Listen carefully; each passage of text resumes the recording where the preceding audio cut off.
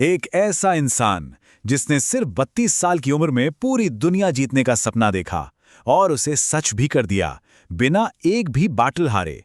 स्वागत है इतिहास वॉल्ट में। मैं हूं आपका होस्ट। आज हम अलेक्जेंडर द ग्रेट की सफलता की वो मिस्ट्री डिकोड करेंगे जो सीधा फैक्ट्स पर आधारित है। कोई मनगढ़ंत कहानी नहीं, सिर्फ सॉलिड एविडेंस। आज हम इस एनालिसिस को 5 हिस्सों में ब्रेक डाउन करेंगे। पहला, बचपन और एरिस्टोटल की शिक्षा। दूसरा, मैसेडोनिया का नया राजा। तीसरा, गौगामेला से भारत तक का सफर। चौथा, उसकी तबाही और नई विरासत। और आखिर में 5 हैरान करने वाले फैक्ट्स, एकदम स्ट्रक्चर्ड और to the point road map. तो चलिए वॉल्ट का पहला दरवाजा खोलते हैं। सेक्शन 1, बचपन और एरिस्टोटल की शिक्षा। साल था 356 बीसी। मैसेडोनिया के राजा फिलिप द्वितीय और रानी ओलिम्पियास के यहाँ इस बच्चे का जन्म हुआ। जन्म के पहले दिन से ही इस लड़के के कंधों पर एक एक्सट्रीम एम्बिशन डाल दिया गया था। मिशन क्लियर था, उसे एक दिन पूरी दुनिया पर राज करना है। 13 साल की उम्र में उसे एक ऐसा टीचर मिला जिसने इतिहास बदल दिया। एरिस्टोटल, दुनिया का सबसे बड़ा फिलॉसफर। यहाँ कॉज एंड इफेक्ट बहुत क्लियर है। एरिस्टोटल ने सिकंदर को फिलॉसफी, ज्योग्राफी और मिलिट्री स्ट्रैटेजी सिखाई। क्योंकि एरिस्टोटल ने उसे कम उम्र में ही सोचना और स्ट्रैटेजाइज करना सिखाया, इसलिए वो आगे चलकर एक अनबीटेबल मिलिट्री जीनियस बना। और इसका पहला प्रूफ मिला जब वो सिर्फ 16 साल का था। एक जंगली घोड़ा था, ब्यूसेफिलस, जिसे कोई कंट्रोल नहीं कर पा रहा था। सिकंदर ने फोर्स नहीं, लॉजिक का इस्तेमाल किया। उसने देखा कि घोड़ा अपनी ही परछाई से डर रहा है। उसने घोड़े का मुंह सूरज की तरफ घुमा दिया और उसे टेम कर लिया। लेकिन जिंदगी हमेशा प्लान्स के हिसाब से नहीं चलती। सेक्शन 2, मैसेडोनिया का नया राजा। साल 336 बीसी। राजा फिलिप द्वितीय की अचानक हत्या हो गई और रातों रात पावर शिफ्ट हो गया। सिकंदर की उम्र थी सिर्फ 20 साल। एक 20 साल का लड़का मैसेडोनिया के सिंहासन पे बैठा और उसने फैसला किया कि वो पूरी दुनिया को जीतने के अपने मैसिव मिशन पर निकलेगा। लेकिन दुनिया जीतने के लिए सिर्फ एम्बिशन नहीं, आर्मी चाहिए होती है। यहां मिलिट्री डेटा का एनालिसिस देखिए। सिकंदर के सेना का सबसे बड़ा हथियार था फैलेंक्स। ये लंबे भालों की एक ऐसी दीवार थी जिसे तोड़ना दुश्मन के लिए नामुमकिन था। साथ में सिकंदर खुद फ्रंटलाइन कैवलरी यानी घुड़सवार सेना को लीड करता था। इस स्ट्रैटेजी ने उसकी आर्मी को अनस्टॉपेबल बना दिया। अब शुरू होता है दुनिया का सबसे खतरनाक मिलिट्री कैंपेन। सेक्शन 3, गौगामेला से भारत तक। उसका पहला निशाना था दुनिया का सबसे विशाल साम्राज्य, पर्शियन एम्पायर, जिस पर किंग डारियस III का राज था। अब इस न्यूमेरिकल कंपैरिजन को कोर्टरूम एविडेंस की तरह देखिए। अलेक्जेंडर की सेना में थे सिर्फ 47,000 सैनिक और किंग डारियस की सेना में पूरे 2 लाख सैनिक। साल 331 BC, battle of Gaugamela. Sikandar ने अपनी ब्रिलियंट स्ट्रैटेजी से अपने से 4 गुना बड़ी सेना को पूरी तरह तबाह कर दिया। सिकंदर रुकने वाला नहीं था।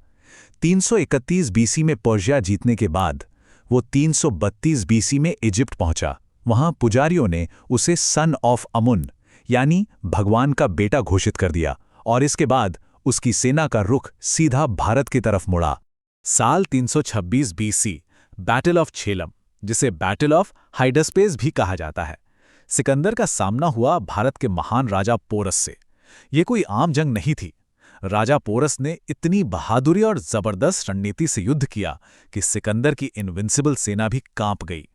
राजा पोरस की इस इमेंस ब्रेवरी के सम्मान में सिकंदर को उनका पूरा राज्य उन्हें वापस लौटाना पड़ा। अलेक्जेंडर द ग्रेट की ग्रेटनेस का सबसे बड़ा सबूत ये फैक्ट है, 50 लाख स्क्वायर किलोमीटर्स। सिकंदर ने बिना एक भी जंग हारे आज के 20 से ज्यादा देशों के बराबर का इलाका जीत लिया था। ये एक एब्सोल्यूट ऑब्जेक्टिव फैक्ट है जो इतिहास में किसी और के नाम नहीं है। लेकिन हर सिक्के के 2 पहलू होते हैं। सेक्शन 4, तबाही और नई विरासत। अब हम एक अनबायस्ड हिस्टोरियन की तरह सिकंदर के इम्पैक्ट का एनालिसिस करेंगे।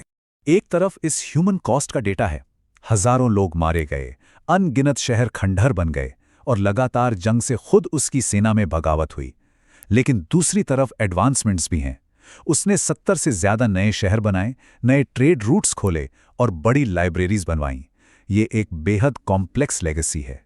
इस पूरी ग्लोबल मुहिम का सबसे बड़ा कल्चरल इफेक्ट था हेलेनिज्म।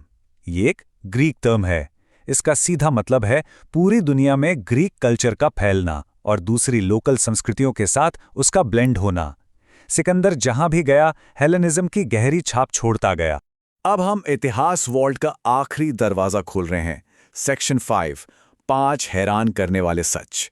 ये ऐसे वेरीफाइड फैक्ट्स हैं जो आपको इतिहास की किताबों में आसानी से नहीं मिलेंगे। फैक्ट नंबर 1, एक साइकोलॉजिकल फैक्ट। वो फूट फूट कर रोने लगा क्योंकि अब जीतने के लिए कोई नई दुनिया नहीं बची थी। सिकंदर का एम्बिशन इतना एक्सट्रीम था कि जब उसे लगा कि उसने जमीन का हर हिस्सा जीत लिया है तो सेलिब्रेशन के बजाय वो हताश होकर रोने लगा। फैक्ट नंबर 2, एक बायोलॉजिकल फैक्ट। हेटेरोक्रोमिया, ये एक मेडिकल कंडीशन है। सिकंदर की एक आंख नीली थी और दूसरी आंख गहरी भूरी। आंखों के इस अलग रंग की वजह से उस जमाने में लोग सच में मानते थे कि वो कोई आम इंसान नहीं बल्कि किसी देवता का रूप है। Fact number 3, 70 cities.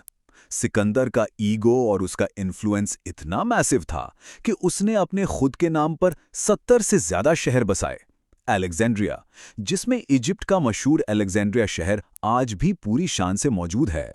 Fact number 4 और 5, साल 323 BC, सिर्फ 32 साल की उम्र में मौत। कैसे? ये आज भी एक डेथ मिस्ट्री है। पॉइजन, टाइफॉइड या कोई रेयर डिजीज। लेकिन मॉडर्न साइंस की सबसे टेरिफाइंग थ्योरी है कैटालेप्सी, मतलब उसका शरीर मरने के 6 दिन बाद तक ताज़ा रहा, क्योंकि बहुत मुमकिन है सिकंदर को जिंदा ही दफना दिया गया था। Walt quiz. चलिए सारे फैक्ट्स को दिमाग में लॉक करते हैं। टीचर कौन था? एरिस्टोटल। राजा कब बना? सिर्फ 20 की उम्र में। सबसे बड़ी जंग? गौगमेला। मौत कब हुई? 32 साल में। शहर कितने बनाए? 70 से ज्यादा। अब इस विश्लेषण के आखिर में एक बड़ा सवाल उठता है, क्या अलेक्जेंडर द ग्रेट सच में इतिहास का सबसे महान राजा था, या फिर गेंगिस खान और सम्राट अशोका का इम्पैक्ट उससे भी ज्यादा बड़ा था? अगले विश्लेषण में हम सम्राट अशोका का डिटेल्ड एनालिसिस करेंगे। तब तक के लिए इतिहास वॉल्ट को सब्सक्राइब करें और फैक्ट्स के आधार पर इतिहास को समझते रहें।